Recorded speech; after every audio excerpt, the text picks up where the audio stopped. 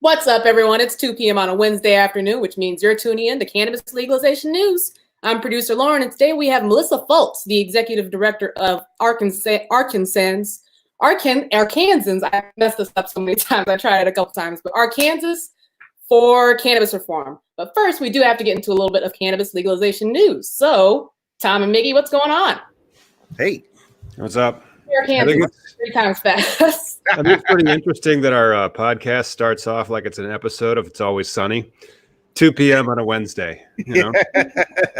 Well, you know what? To Lauren's credit, Arkansas is a hard word to say. Yeah, I thought it was Arkansinians, and I know that's not right. But our guest will be able to clear all that up for us later. But Miggy, check out what are you repping there, man? Oh yeah, check out my normal gear. Nice, Chicago Normal. Yeah, and I might even take this to a baseball game now. What did the Chicago Normals have a team? No, I just support baseball now. Why do you support baseball now? Oh, hang on a second. That's I think you're making a segue into cannabis legalization news. I believe I am. Man, that was a pretty good one. Good one. My browser's giving me the rainbow wheel of doom. Okay, now it's working, and I can share my screen. There you go. And I removed it immediately. But yeah, the MLB is removing marijuana and MILB, mini LB, banned substances from new opioid policies or for no new opioid policies. And the MILB, do you know what that one is, Miggy? Is it immediately? No, the MILB, I think it's the minor leagues. So the minor leagues are removing marijuana from their banned substances list. And so they're giving the minor leagues, the kids out there that are playing the game, the opportunity to medicate for pain without having to use opioids. It's their new opioid policy. Well, I always find it kind of ironic how, in the States, in America, whatever, our standard of equal play, equal fighting, that's why we have these rules, right? I don't want to give somebody... Like, if you're born a freak, if you're born LeBron James, and I'm granted you work your butt off, you're still born LeBron James. Like, they're still superhuman. Well, sure, we try to say the rules need to be even, but in this instance, if they're going to be like drugging themselves so they can continue to play because they have a ridiculous competitive drive, at least we're going to give them something that's, substantially safer than that opioid, and also the anti-inflammatory properties of THC are pretty good. Yeah, no, that's going to be my point exactly. Is the anti-inflammation part of it? As someone who used to do sports, you still do. No, hell no. You just used to. No, yeah. I'm a video game. I'm an EA Sports guy now. Damn it! Like as long as this works, it's kind of like fishing. Like fishing is a sport. It's almost burning as many calories as EA, but fishing is a sport. Well, I blew my son's mind the other day when he asked me how I did in high school. I mean, I was never a great. Let's get that right. I was never a.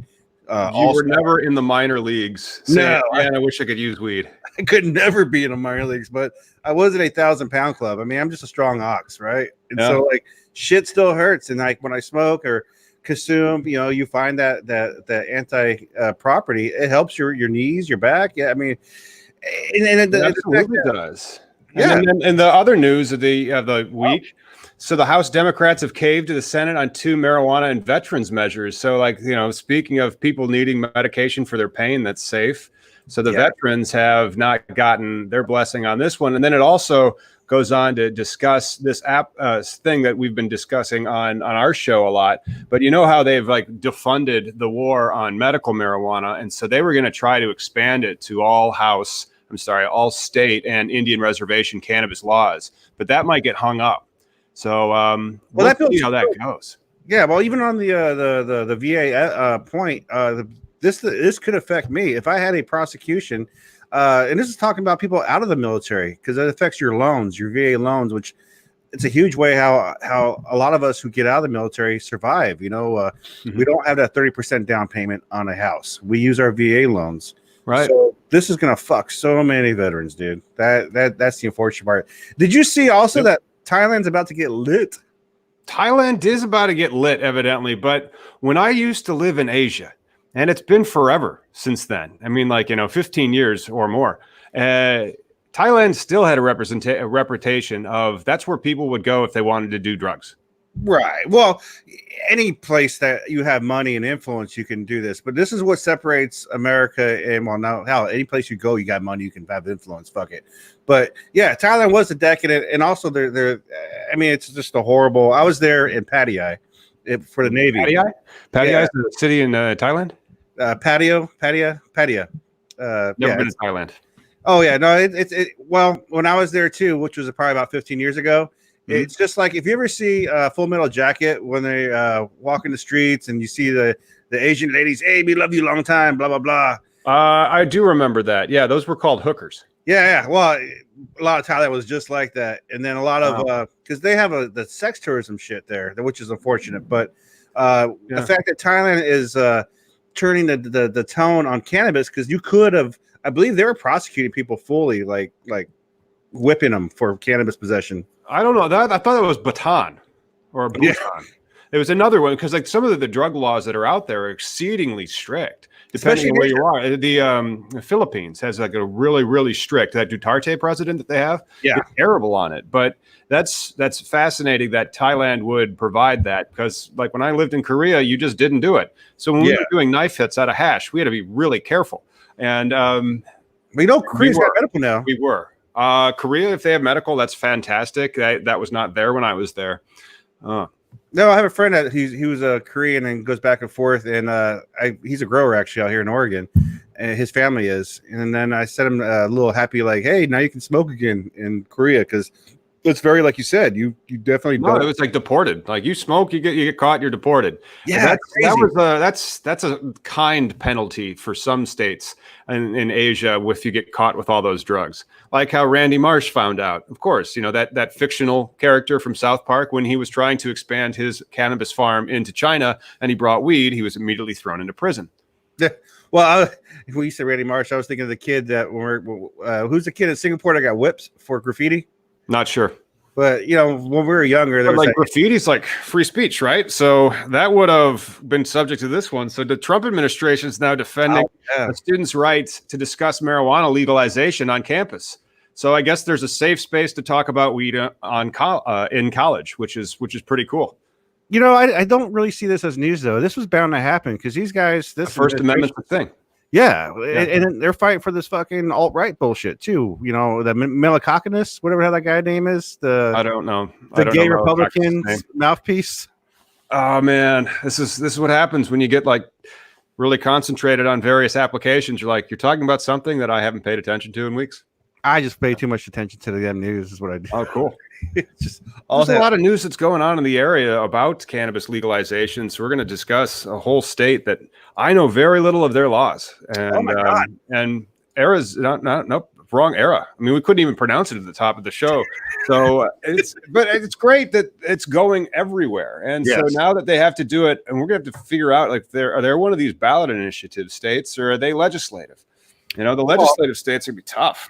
And talking to our guest in the green room, I mean, Arkansas just needs more awareness, right? People, when she was talking about their medical fight for medical, no support. And now as they're fighting for this recreational, and they're getting support from MPP and other organizations for their bills. So I think that's pretty awesome, but we really should keep Arkansas in mind all the time. Well, the bigger that the movement, I'm sorry, it's no longer a movement, it's now an industry.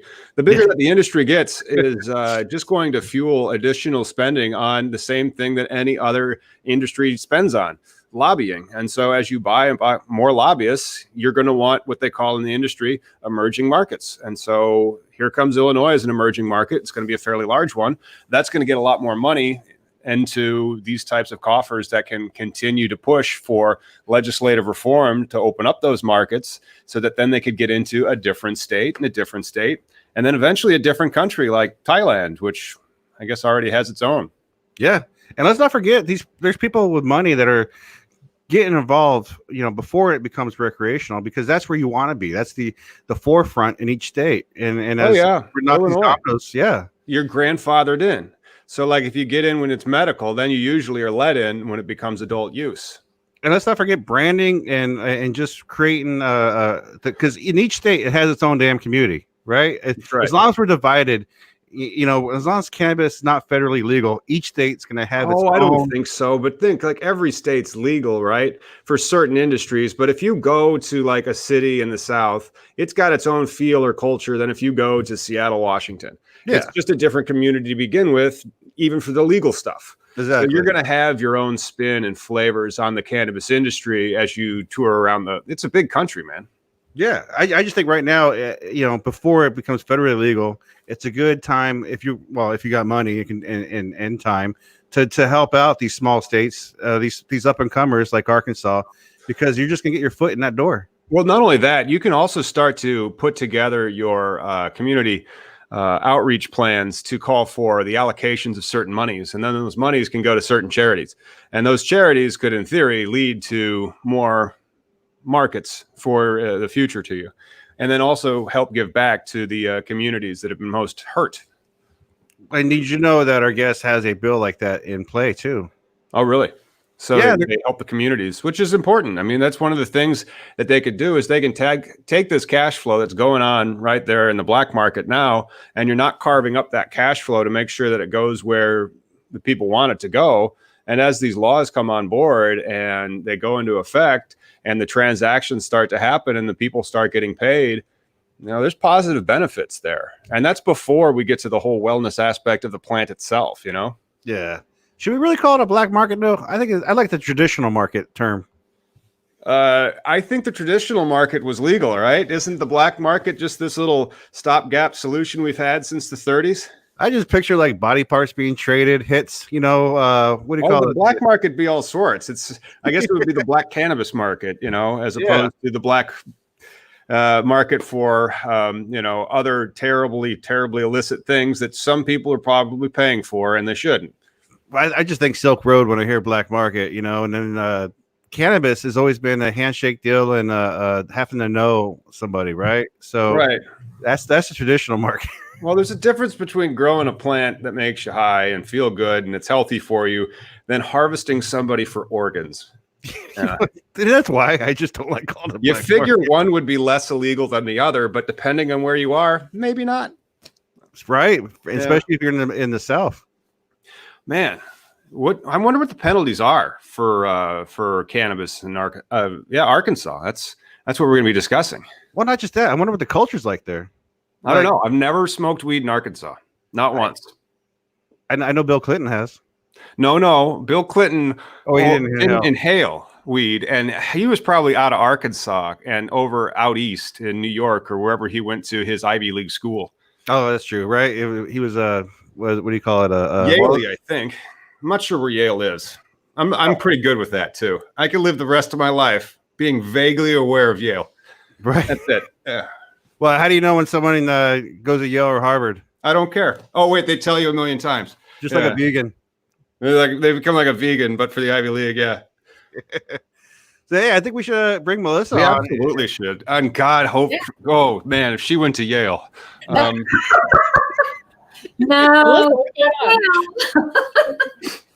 Oh, good. But thank you for joining us, Melissa. Can you introduce yourself to the audience? Hi, I'm Melissa Fultz, and I'm the Executive Director for Arkansans for Cannabis Reform, and also the Executive Director for Drug Policy Education Group. Cool. I'm Tom Howard. How you doing? Right now it says I'm Melissa Fultz. All right. So how long have you been active in cannabis in Arkansas? It'll be 8 years, November. Actually, November the 11th.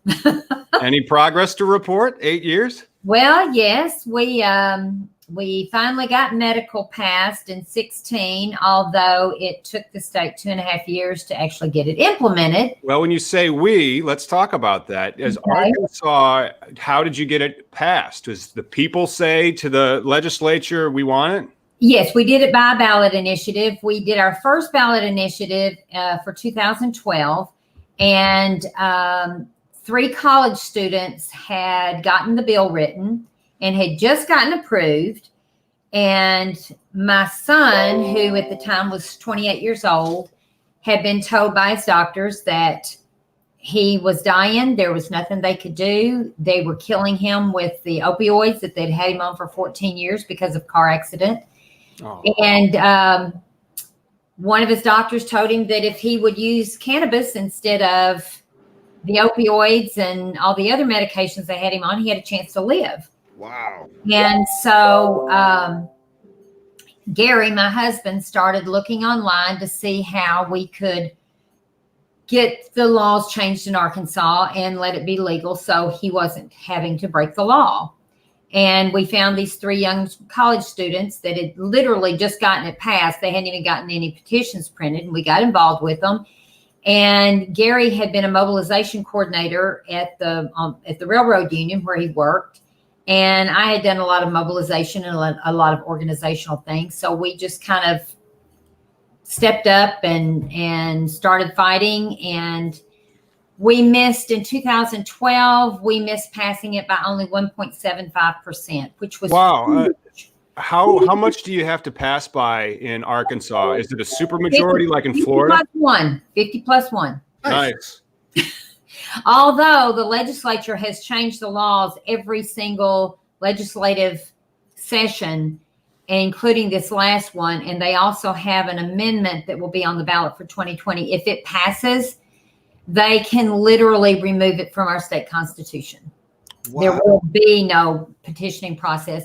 And I'll give you an idea. Now, MPP helped us in 12. I think we got $750,000 from them, which was huge. 14, we didn't get any assistance because it was a midterm. But then 16, we got on the ballot for $75,000. Nice. I mean, that's, you can't even imagine. Now, the other initiative, the one that actually got passed, had about $2 million. Oh, wow. But this time around, because the changes that the legislature has made and the extra expenses, it's going to cost us about $700,000 to get on the ballot. They made it 10 times more expensive. It literally 10 times more expensive. Now, it has to be printed. You have to print it. The sponsor has to print it in the statewide paper once before 30 days before we turn in. But then after that, the Secretary of State's office has to print it in every county paper and one statewide paper, not once, but twice before the election. And used to, the state absorbed that cost. Now the sponsor has to pay for that. So that's about $150,000. That is just that's just that is a giveaway. That is like such an impediment to changing and your rights to put that stuff on the ballot. Oh, it's even worse now. Used to, you got it approved by Attorney General, and then you started gathering your signatures. Now you file it with the Secretary of State. You spend all your time and energy and money gathering all of your signatures. Then you send them back to the Secretary of State. They validate them and tell you if you've made the ballot or not, or have enough to make the ballot. And then it goes to the Election Commission now rather than the Attorney General. And they have been appointed by a governor who is 150% against this. And also by legislature. Yeah. You can only be 100% of anything. I don't know about that. This guy really hates it. And so I can't believe, like, they do have something in the industry where once somebody finds out that it's about cannabis, the price can go up about it. So like, you can overcharge somebody. Well, you can charge them an appropriate risk for like the interest on their loans or their rent at their real estate. But to put up the price of accessing the ballot from $75,000 to $700,000 is that is crazy. It's all of us that are trying to get ballot initiatives passed. That's the sad part about it. And it's not, they tried to say it was a liberal thing, but it's not. Even our staunchest opposition uses the ballot process, the ballot initiative process. So it's really terrible what they're trying to do to crush the people's voice. And I've had more than one legislature tell me to my face, you have no business changing the law. That's my job. Wow. That's exactly what happened in Arizona. Like, 20 years ago in Arizona, the people told the legislature what to do, and they were like, nah.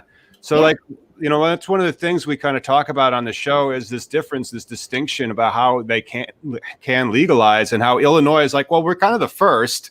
legislatively we're the first. Yeah. Otherwise, you have to have these types of things. And they just immediately put that roadblock in your path because it's like, you're not supposed to tell me, the legislature, what to do. You're supposed to vote for me. And how come you haven't paid the $500 for the donation to my account? Exactly. Yeah. And our legislature, hell would freeze over before our legislature would pass any kind of marijuana bill. Matter of fact, they fought tooth and nail to try to keep from implementing the marijuana bill that the people passed.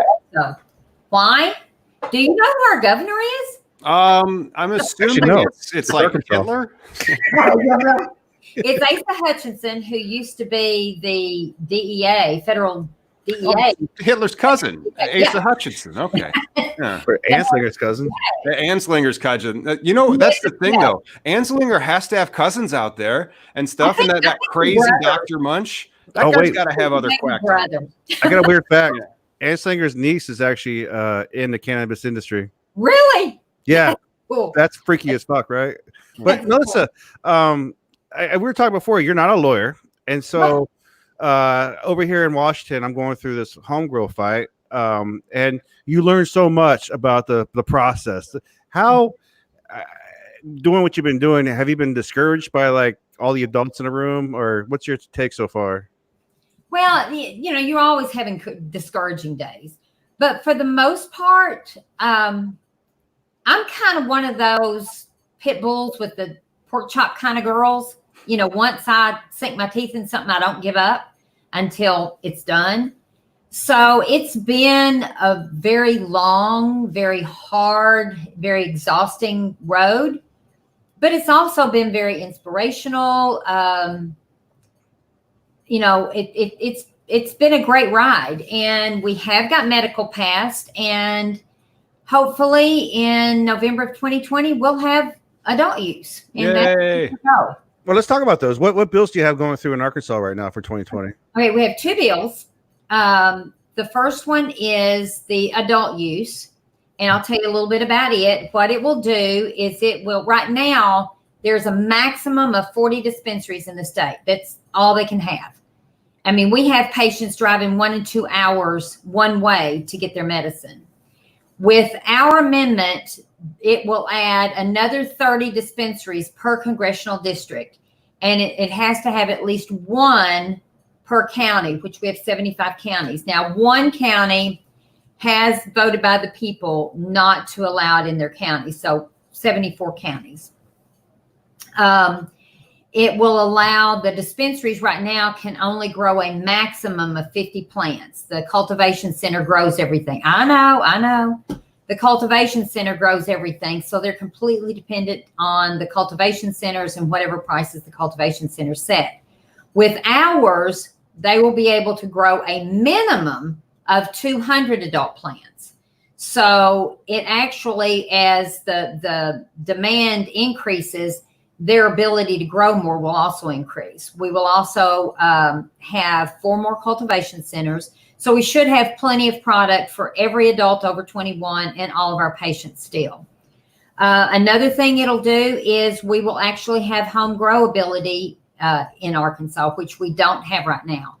You will be allowed, each individual over 21 will be allowed to grow at least 6 mature plants and 6 seedlings. Nice. Our tax dollars, we don't trust our legislature. So I'm sorry. No. The first part of really, the first part of the taxes, of course, will go to pay for the program. Then after that, we have our expungement amendment, which we'll talk about in a minute, and it will pay for that program. Everything over that, 60% will go to pre-K and after-school programs, starting with the most at-risk children, which is huge because the legislature refuses to fund pre-K or after-school programs. That's awesome. I can't believe you guys are going to try to fund the children, because sometimes, like, you see articles about how dispensaries get the money returned to them. Like when they try to have community outreach and they want to sponsor Little League or a park or somewhere, they're like, no, there's kids here. We don't want your marijuana money. Get out of here.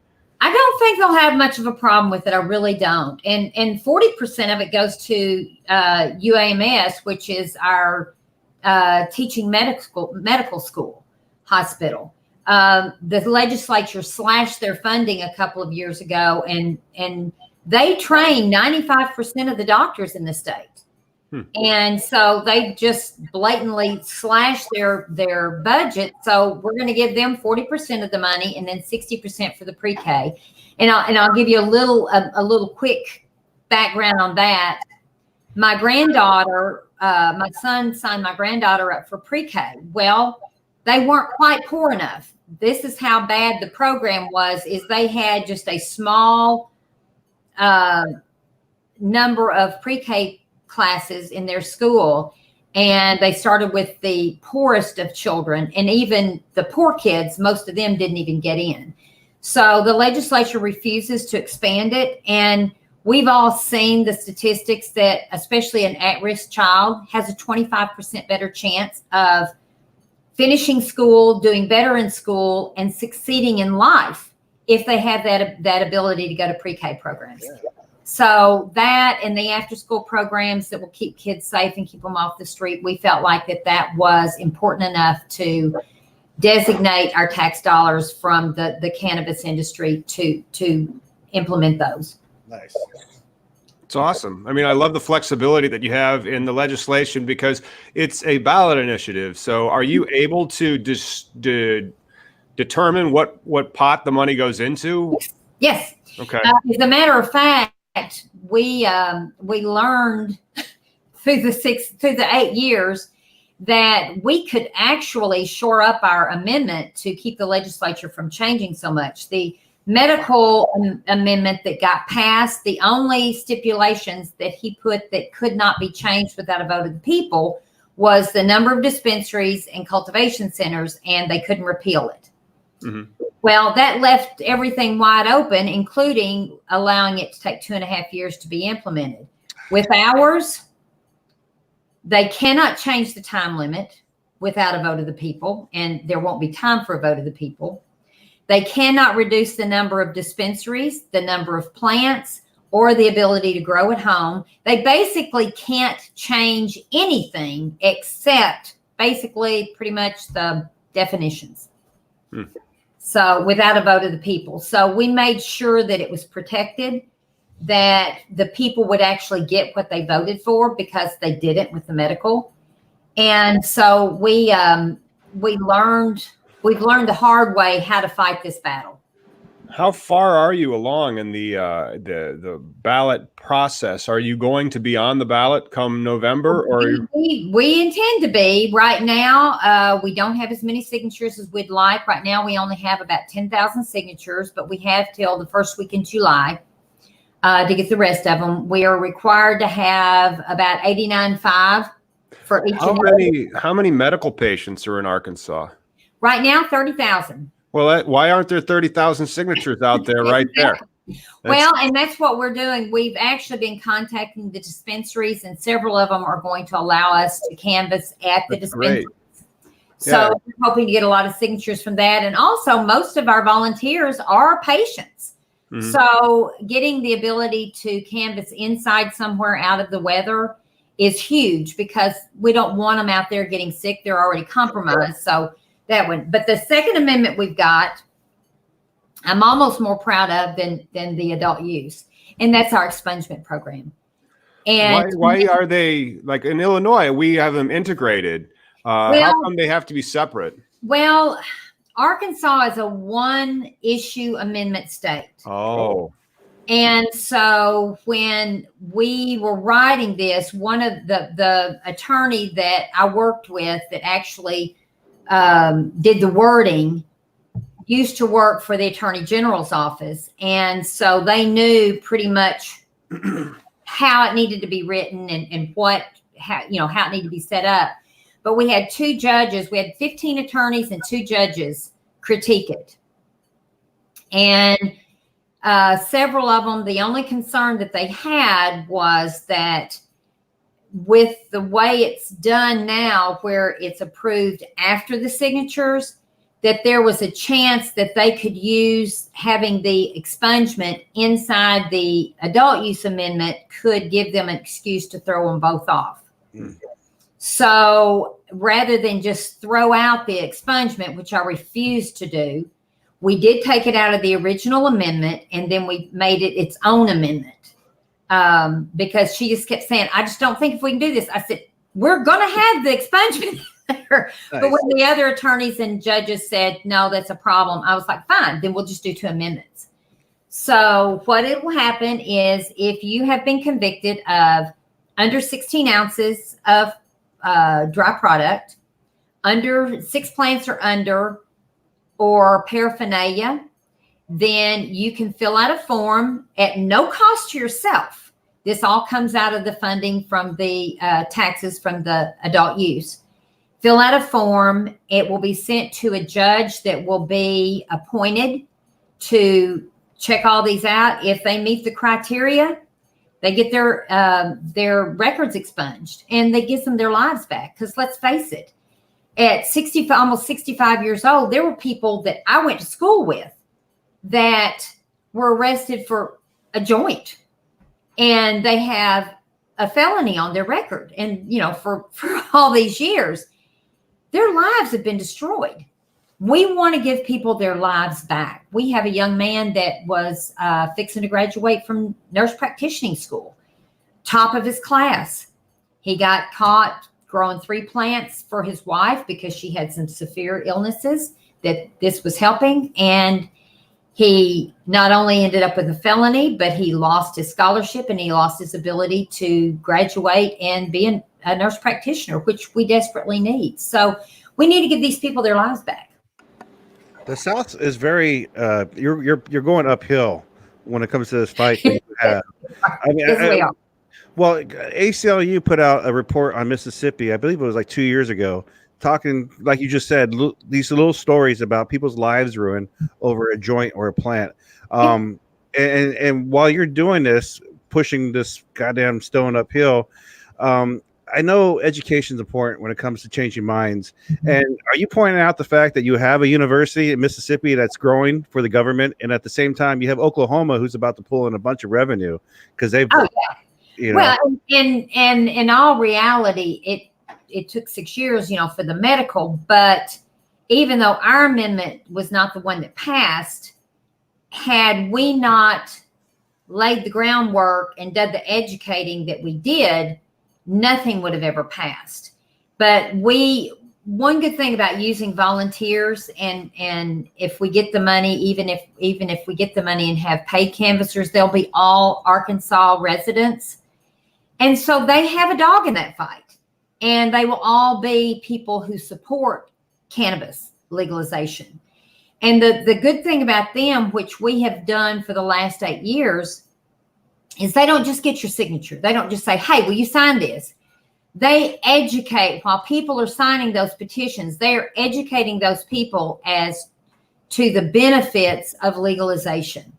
And so we're building that bridge with people, even people that are against it. If they'll stop and visit with us for a minute and let us explain why it needs to be legalized and why this expungement needs to be passed. So, like, do you give them like an elevator pitch? Because, like, if I'm just sitting there, I have a legalize it shirt on, legalize it and expunge it, and I'm going to collect. What is it called? It's adult use and expungement, justice and freedom. Justice and freedom. I love it. Justice and freedom bills. I mean, these are great. And so then do you have talking points? We do. With the adult use, the main talking points that we're trying to get across is, with the amendment that we have, patients are still driving 1 to 2 hours one way to get their medicine. Right now, you pay around $380 an ounce for your medicine. Mm-hmm. A card, by the time you go to the doctor and get your card, costs you about $250. These are patients that many of them are disabled and they live on a fixed income, maybe of $1,000 a month. Now, how do you justify spending $380 for an ounce of medicine when you have to buy medicine, other medicines and food and shelter? So we try to tell people, we have thousands of patients that got left behind. There are so many patients that don't qualify with the bill that passed. How strict is it? Do you guys allow pain? Do you guys allow PTSD? Now, it does have pain and PTSD, but things like autism, ADD, ADHD, lung function disabilities, migraines, Parkinson's, so many illnesses that got left behind, depression, anxiety, all of the things that we know can be helped with cannabis got left behind. And so, this is what we tell people. The program does not protect all of the patients. Too many patients have to drive too far. And there are adults that would much more prefer to use this than sit down and drink a 6-pack of beer. And we need to make sure they have that legal ability and not have to go to jail because they chose to use a plant that was much safer and much healthier than alcohol or other. Are there bars in Arkansas? Are there bars? Yeah. Yeah, we got bars in Arkansas. Believe it or not. Yeah. We're the redneck state. So you have something more dangerous out there anyway. Yeah. Years and years ago, I worked in a bar, and you would see people walk out that were so drunk, you thought, I don't know how in the world they're going to get home. And some of them didn't. But back then you couldn't do anything about it. Now you can refuse to serve them, but back then you couldn't.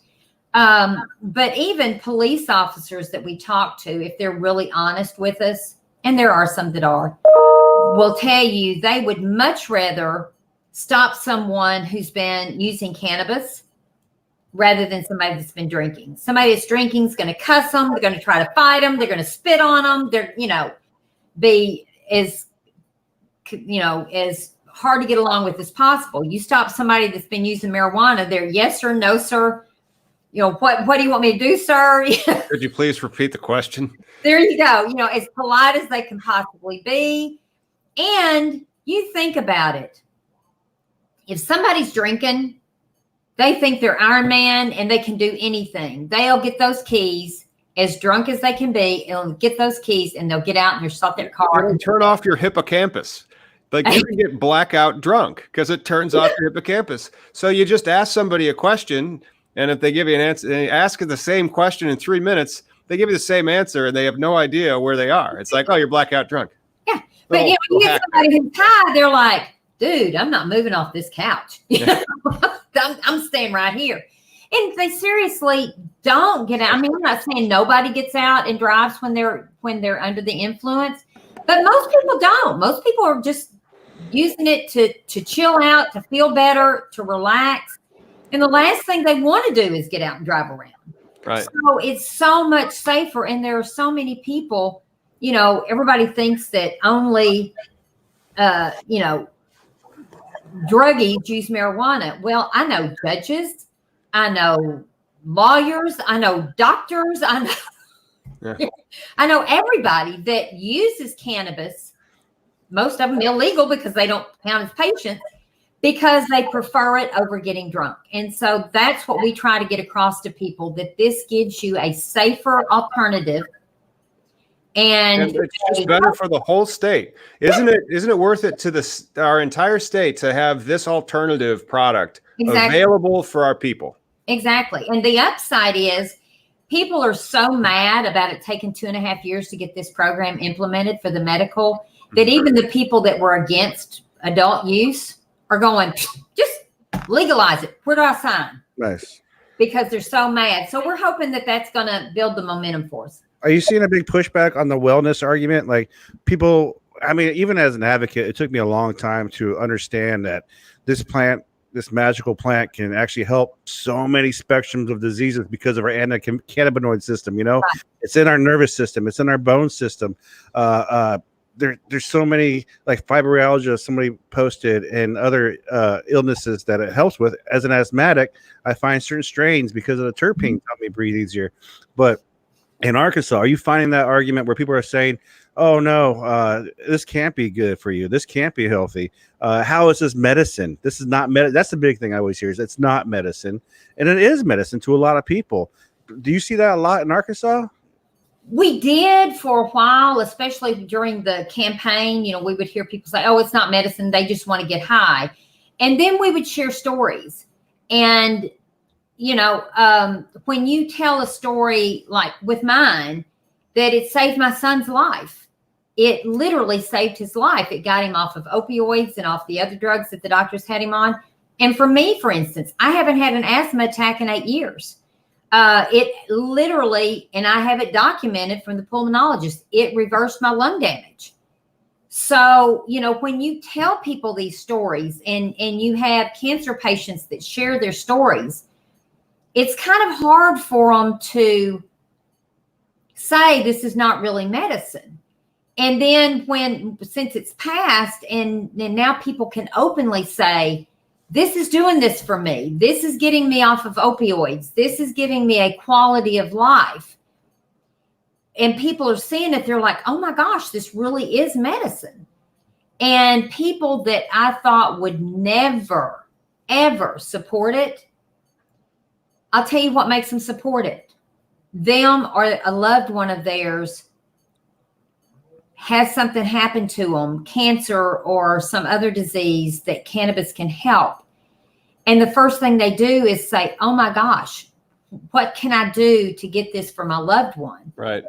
And the sad thing is it's so sad that they have to get to that point to support us.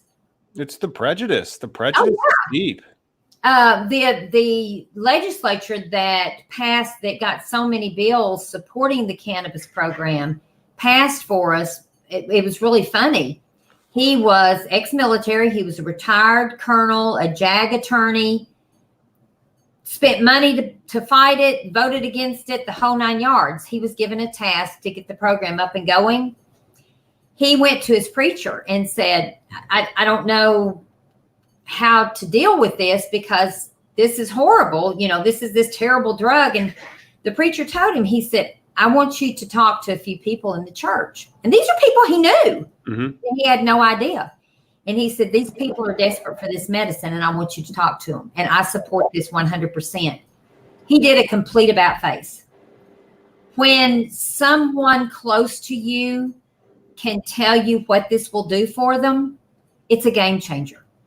And with 30,000 patients in the state, licensed patients in the state, it's a game changer because they can show, look at me, look at how much better my life is. Look at the fact that I have a quality of life. Look at the fact that I'm a Crohn's patient and I am in remission. Look at the fact that I'm, you know, MS. MS. Well, and I have arthritis in every joint and fibromyalgia, so I double qualify. They told me 15. Did they give you twice as many nuggets? No. Unfortunately, no. Okay. But they told me 15 years ago I'd be in a wheelchair in 10 years. Wait, how's your wheelchair? Exactly. I still run my farm every day. Good. What type of farm? I have a dairy goat farm. Okay. Oh, wow. Do you guys have hemp laws over there? We just, matter of fact, my husband, Gary, and I, and 2 college students wrote the hemp bill that we gave to a legislature that we got passed in 2017. So we do have a hemp bill. It got changed a little bit from what we wanted it to be, but we're hoping at the next legislative session that they can change the rules a little bit to make it better. Because right now you can grow it, but you can't sell the raw flower in Arkansas. So you have to send it out of the state and then you have to buy it from another state to get it back in the state, which is stupid, but yeah, don't even go there. Legislature. Yeah. But we do have a hemp bill and we have several people that are growing now. As a matter of fact, we have the Arkansas Hemp Association now that is getting stronger every day, that more and more people are joining it to help support the hemp legislation. So Arkansas, believe it or not, we're, you know, as hard as it is for us to change, Arkansas is actually coming into the, at least the 20th century. What is the status of the home grow, though, under the proposed law? Reefer Revolution just asked. Right now, nothing. There is no home grow now. But with your upcoming bill, there will be, right? The upcoming bill, there will be. You can grow up to 6 mature plants and 6 seedlings. Per household, per person? Per person. Wow. There's no medical home grow? Huh? No. No. The guy that got his passed was 150%. Sam, I have a 150% because they're so bad. Wow. I've only been given 110. I've been slacking. There you go. There you go.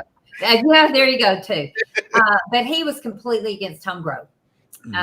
He believed that it wouldn't pass with home grow, although the polling that was done, it was a very in-depth polling, actually showed that home grow polled higher than not being able to grow. But the powers that be and the people that paid him to run their initiative didn't want home grow, so there was no home grow.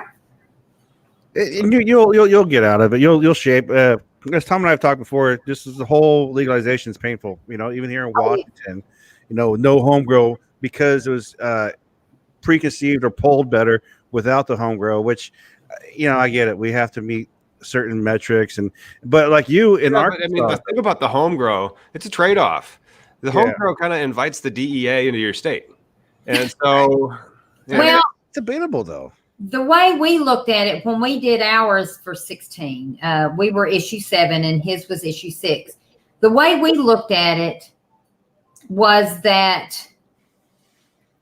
if you were too far away from a dispensary, you should be able to grow your own medicine for yourself to make sure that you had that medicine. And it was also a tripwire because we had it written in that if there were no dispensaries by November of 2017, everybody could grow their own. Oh.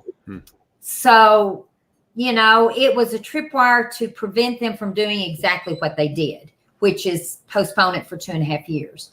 But I do believe that people should be allowed to grow. Will I grow? No. I have trouble growing a tomato plant. So I'm not going to spend the money to try to grow cannabis because it's a disaster. But that doesn't mean I don't think someone else should have the right. It's access to medicine, man. It is. And, there are a lot of people, they like to make their own beer, their own wine. They, grow their own tomato plants. They should have the right to be able to grow their own cannabis plants. And, I don't smoke. We do edibles, but I don't smoke. My husband doesn't smoke. But if that's the way that you choose to consume it, you should have that right to consume it in any way you see fit.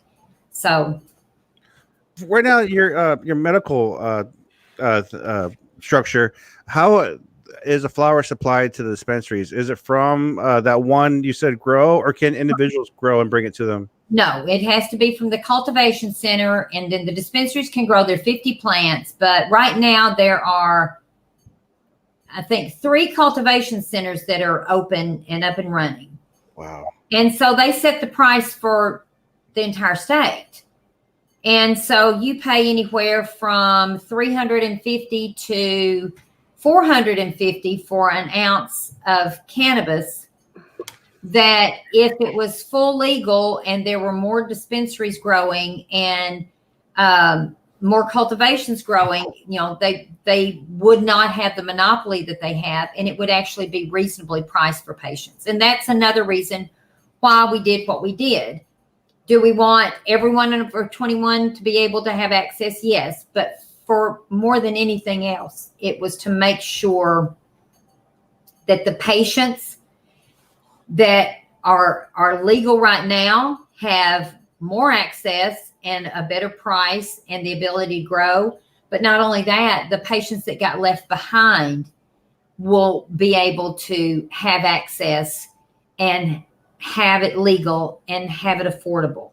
And that, to me, is the most important thing, to make sure that not only is it legal, but it's accessible and it's affordable. Because, if I want to go get an eighth I'm probably going to be paying about $50 to $60, and I'm not going to be able to find an ounce as a medical patient in Illinois.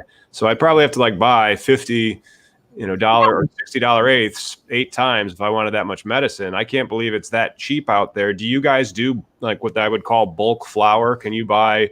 No, you just buy flour, and most places it's $50 for an eighth. Which I know where you're at, it's really expensive. And that's been some of the people's concerns is they look at your state and say, well, theirs gets more and more expensive because more people are using it and the supply and demand. But compared to Colorado, where you can buy an ounce for $125, wow, $350 is ridiculous, especially in a state as poor as Arkansas. You think about it, we are, I think, the 3rd poorest state in the nation, yet our medicine is one of the most expensive. And that's got to change. Yeah. People can't afford it. Mm-hmm. And so they're still going to the black market. And the problem with the black market is, although we were very grateful for it before it became legal, we would have been in bad shape without it. It's not tested. You don't know how it's been grown. You don't know what's in it. And so you're taking a chance by getting it off the black market, which is another thing that we did with this amendment is we made it mandatory to test the adult use just like the medical. So these patients that didn't qualify can still get medical grade that they know is safe. They know they don't have pesticides in them. They know they don't have mold in them. Medical grade is so much better. Oh, yeah. And it's for the people that have not smoked medical grade cannabis. I highly recommend you try it because it will make you like go back to your dealer and be like, that was cool, but I'm going to go try to get one of these card things. Melissa, what's the selection like there? Is there RSO and whatnot, or is it? They don't have RSO right now. You basically have to make your own, which I've made a lot of in the past. I have several cancer patients that we helped with it. You can buy gummies right now. You can buy concentrate, the cartridges. When I buy it, I buy just the flour because I make my own edibles. I come home and I get my little handy dandy magical butter machine out and I make my butter and my oils, and then I make my cookies or my gummies. I like to make my own. Now I have to share this. When we were getting it off the black market, it was just street grade, and I would make my cookies, and it would take about a half to 3/4 of a cookie to help me sleep at night. Well, the first time I used the really good medical grade, I made my cookies like I always do, and I ate my half of cookies. I was still high at noon the next day. Yeah, you just gotta have to get used to that. That's one of the nice things because it's an edible high. So you're like, oh no, it's not going away for a while, man. You gotta just kind of ride this out. Right. The upside is I only have to eat 1/4 of it now. I eat 1/4 of a cookie every night now, and that does the same as what a half a cookie used to do for me. But it was really funny because when it hit me, usually it would hit me, and I just okay, it's kind of hit me. I'm ready to go to sleep. When it hit me, I was laying down, and it was like, oh my gosh, I can't raise my arms. I can't roll over. I can't move. I told my husband, I said, you're going to have to roll me over because I can't move. Sounds like an awesome great. But it was, it's definitely different having the higher quality. Do you, out of your, you said there's 4 centers, right? For grow. There's 3 cultivations right now. 3 cultivation centers. And so do you have a preference out of those 3, or are they all owned by the same guy or girl? No, they're all owned by different people, and I'll probably get in trouble. But so far, my very, very best is Natural State Medicine, NSM.